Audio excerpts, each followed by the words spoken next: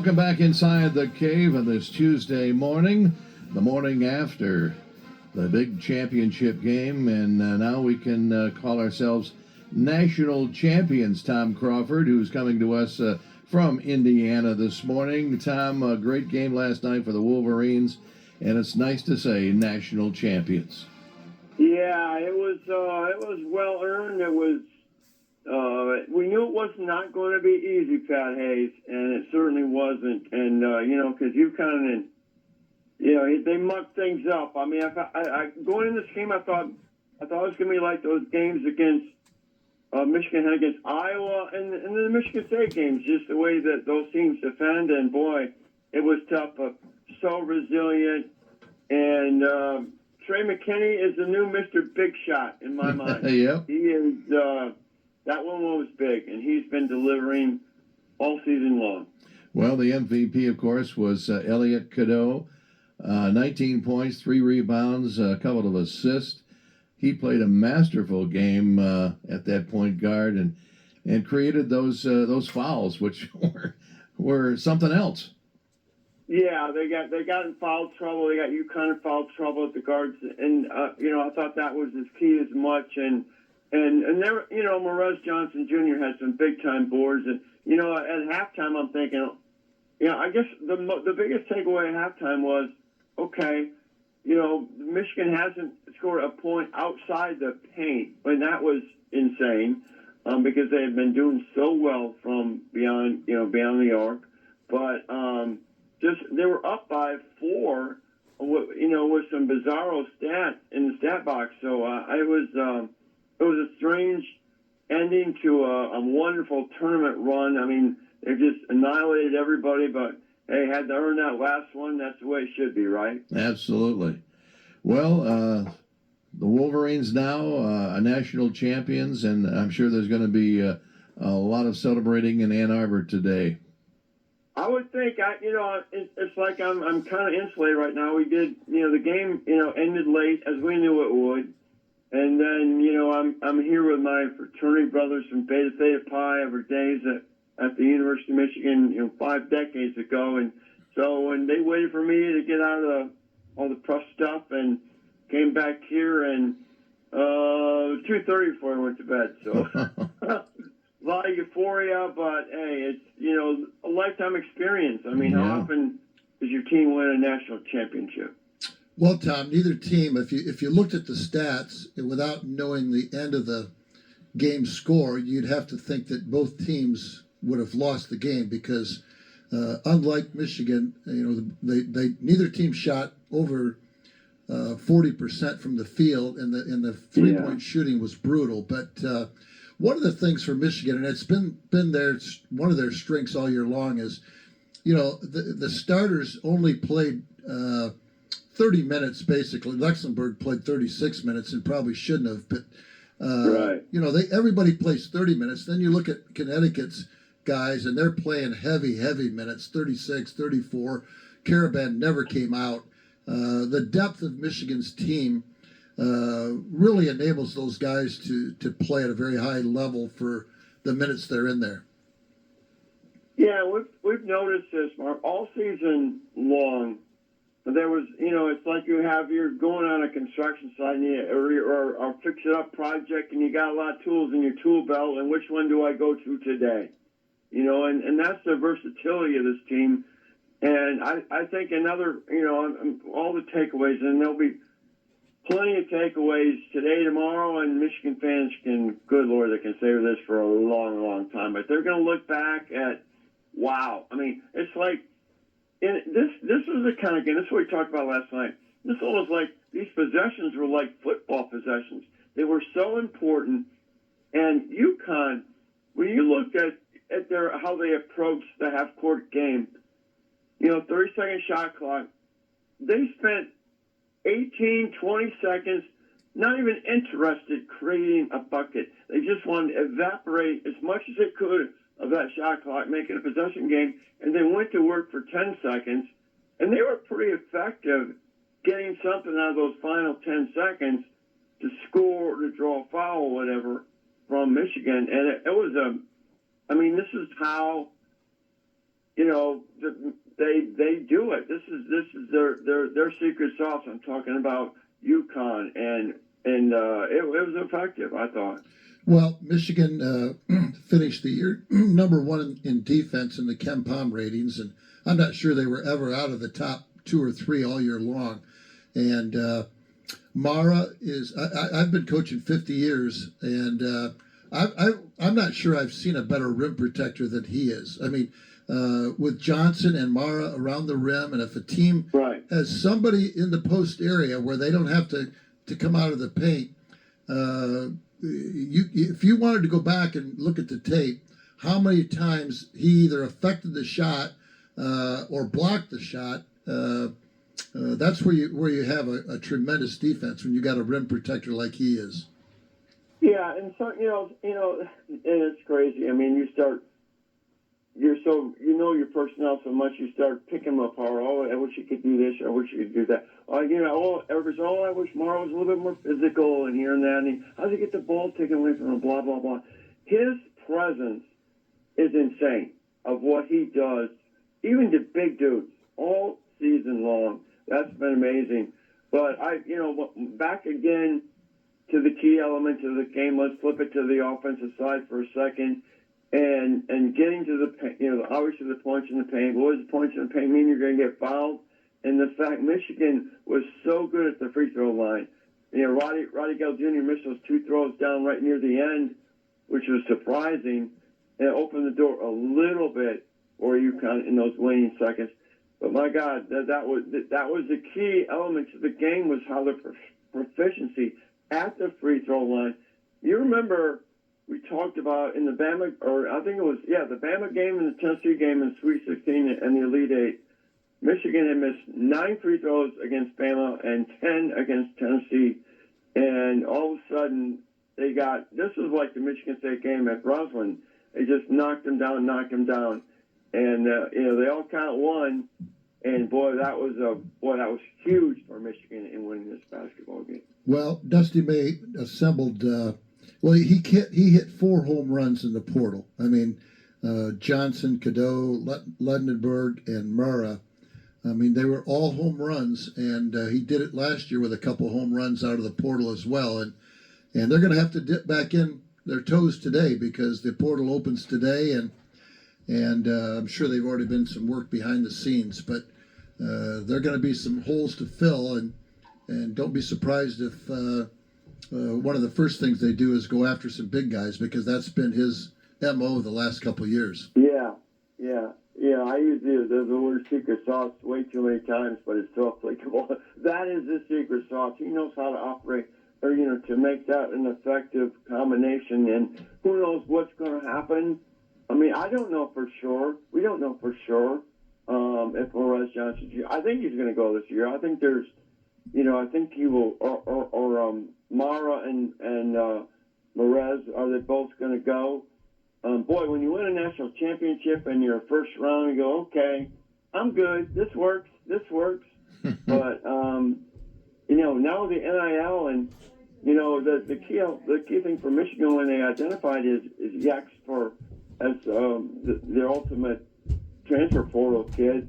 The strategy was try to land somebody who is late first round, who will go to combine, maybe not be totally convinced he's right for the NBA, have the right people in his ear, say, hey, you can make a lot of money coming to college and prepare yourself for maybe be a lotto pick the following year. And maybe Amara could be that. I don't know. But if he goes, he goes. Michigan's national champions, and, you talk about the guy that's returning that you feel most invaluable towards, and that's Dusty May. Well, talking about Dusty May and the rest of the coaching staff, we don't really talk about them very much, but all year long they've done the job. They've come out with, if they weren't playing very well in the first half, they came out, made the adjustments, and played much better in the second half in certain games. A lot of credit goes out to all of those coaches. Yeah, it's been you talk about chemistry.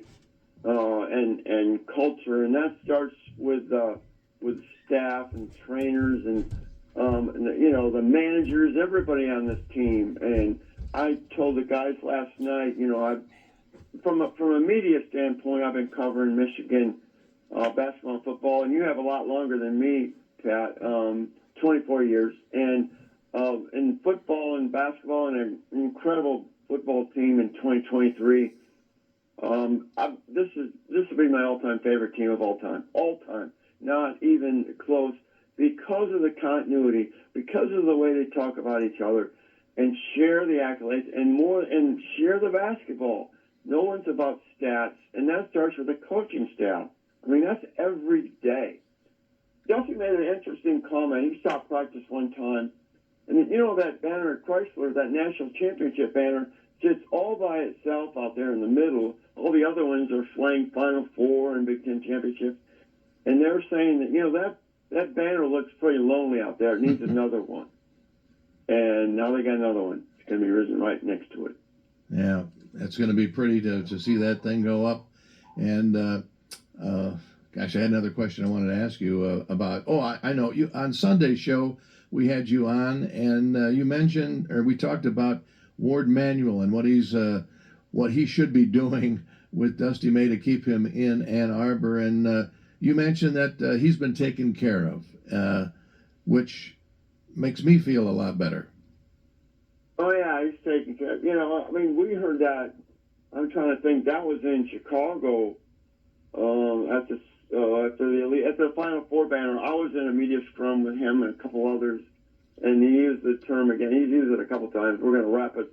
We're going to wrap it in a bow. You knew that. I mean, common sense tells you, from an administration standpoint, you can't let this guy go. He's not interested in schooling. His wife lives in Ann Arbor. North Carolina, they've gone away now. They went the pro route for basketball, just like they did with football. So they're going to lock him in. But you can't, in reality, though, guys, you can't just tear up contracts every year. Okay, let's do this again. I mean, the commitment goes both ways. And I know Dusty. I know he will be paid, lucratively. And I do know this, though, and this is the way Dusty's wired. I think a new contract will have more incentives and more compensation, rather, for his coaching staff and administration and things like that. There's other things beyond money in his pocket, but he'll be paid nicely, and as well should. Well, speaking of coaching staff, he's going to lose a member of that staff to Oregon State as a head coach. Any rumors or any speculation? It's been over a month now since he took that job because of the length of the postseason. But any speculation or rumors? I'm sure he's already got a guy. He's smart enough to know that. And to know enough guys in the profession, he's already got a guy handpicked. But any speculation or any rumors as to who that may be? None. And the assistant coaching ranks is not as, it's not something you talk about as much or prevalent or recognized. So I'm nothing aware of that. It's like all in this media corps, and you go in this media corps, with these guys and gals that you're at the press room and things, and that's never really discussed. Who are they gonna, who do you think they're gonna get in that regard? It's just a focus of, just knowing Dusty's not going anywhere, and then the speculation is always, and you'll see a lot of copy this week, especially like Tony Garcia, the free press of, who might come out early. What is the situation, with Trey McKinnon? I am totally convinced that he's coming back next year, and as is Elliott. And if you start with those two right there, that's a pretty good starting point, considering what the culture is and what the team has going on. Just as something that can be rinse and repeat every year. Tom, we really enjoyed your pregame coverage yesterday. You took us to the media center. You took us in the hallway, watching the players warm up before the ball game. Yeah. That must have been a real fun thing for you. Well, it's like I think I've told you guys before this.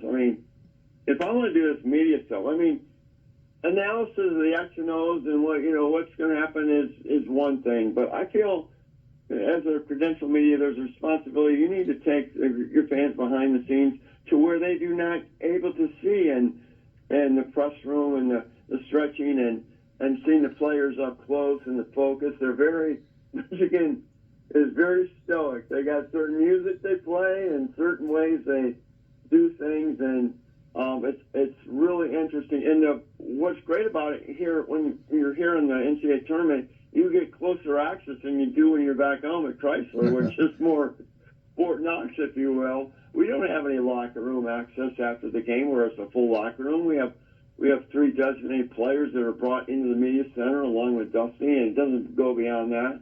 So this is a special privilege for us as well. Well, Tom, let's let folks know how they can get a hold of your podcast and all the material that you put out every single day and week. Yeah, there's going to be plenty more. I'm going to be calling a lot of. I got so much video. I probably got too much video, but I got to clean it up and send it out and post it out. My YouTube channel at Tom's Take Community. Be honored. It'd be great if you could go out to all the listeners out there on Inside the Cave and subscribe to it. It's free, and also give me a like on that and share with others. A lot of Michigan fans. It's time to just soak it in and just bask in the glory of this 2026 Michigan National Championship team. Before we let you go, any news on the Frozen Four? Michigan's going after another net. I know. I think other than that, I got to do a dive on that. Now hockey is something I don't dive into extensively from a content standpoint, but I think it's going to be, you're playing tough competition out there. It would be nice if Michigan hockey could get over the hump, because they get to a lot of Frozen Fours, but 1998 is a long time ago. It was 96 and 98 that they won national championships. And this was brought up by one of my fraternity brothers last night. The 97-98 season, they won both football and hockey, and that's feasible in this academic year as well. All right, well, we'll stay tuned for that. And, of course, I'll see you again at the spring game coming up on the 18th. Yeah, you're going to hear me inside. Yeah, that's on the 18th, 2 o'clock, I think, or whatever. I think that's when it is. And yep. I do know that's going to be kind of more of a controlled, kind of open practice kind of thing, like a lot of teams are, but that will be fun just to get down there. And great to see you, Pat, and then also being with you, Mark, next week on Inside the Cave. It's an honor and privilege. All right, Tom, thank you very much for being with us. Great job down at Indy. We'll talk to you again next week. All right, guys, have a great day. Go Blue. All right, Tom Crawford, our guest here on Inside the Cave. Don't go away. We'll be right back.